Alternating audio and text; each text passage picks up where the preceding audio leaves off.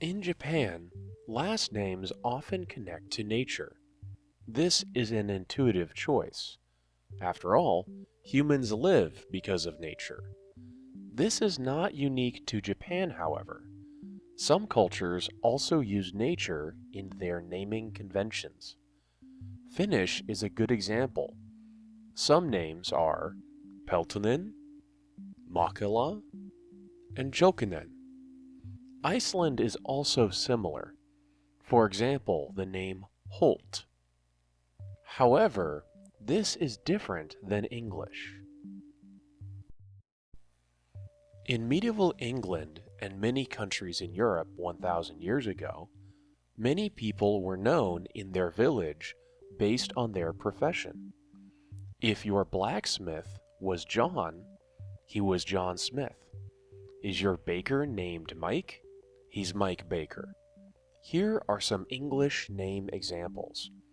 Smith, like Adam Smith. Taylor, like Maxwell Taylor. Miller, like Alton G. Miller. Cooper, like John Cooper. And Chandler, like William E. Chandler. But this isn't special to English. Many European languages do this. For example, German also does this. Schmidt, like Helmut Schmidt. Wagner, like Richard Wagner. Koch, like Robert Koch.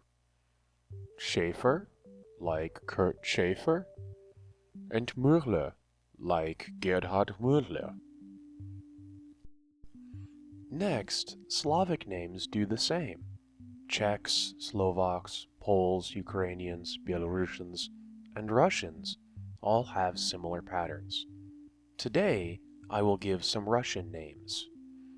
Kuznetsov, like Nikolai Kuznetsov. Melnikov, like Konstantin Melnikov. And Drozdov, like Nikolai Drozdov. Even French has some of these rules.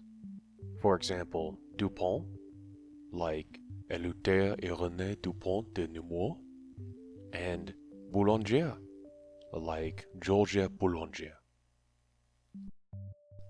These names tell us a bit of history behind each person. It's interesting to see how different languages share ideas. Okay, so you probably know some famous names like this, but maybe you didn't recognize them. Here are some examples.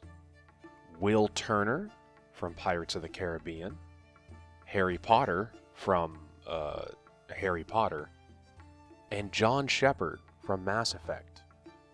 Anime is also full of these. For example, Eren Yeager or Mikasa Ackerman. My favorite has to be Lloyd Forger. Lloyd comes from the Welsh word Lwyd, which means gray. It could be a nickname for a wise person.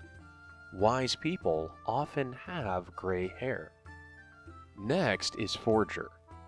The ER is simple. This is added to words to show it's a person doing it. A baker, potter, teacher. But forge has two important meanings. The first meaning is to create. Usually, forging uses high temperature and pressure to create things. Why not use the word make? Well, forge is used for strong things. For example, let's look at two sentences. He made a sword. He forged a sword. The first sentence is simple and communicates something is made. The second sentence gives more power behind the action.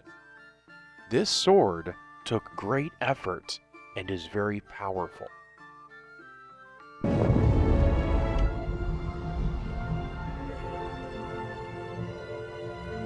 Anduri, the flame of the west, forged from the shards of Narsil. The second meaning is to create something fake. For example, you can forge a certificate. Let's check the nuance with two sentences. They faked their paperwork. They forged their paperwork. The first sentence shows that the papers are not real. However, it does not give information about the quality. Children can fake sickness, but it's not always convincing. The second sentence gives more detail. If you forge something, you make it hold against scrutiny. A forged passport, for example, is expected to be closely looked at. A forgery is very deceptive. So now you see the difference between a fake and a forgery. Together, these two meanings give a clever detail about the forgers. They can forge a family. Pretty clever.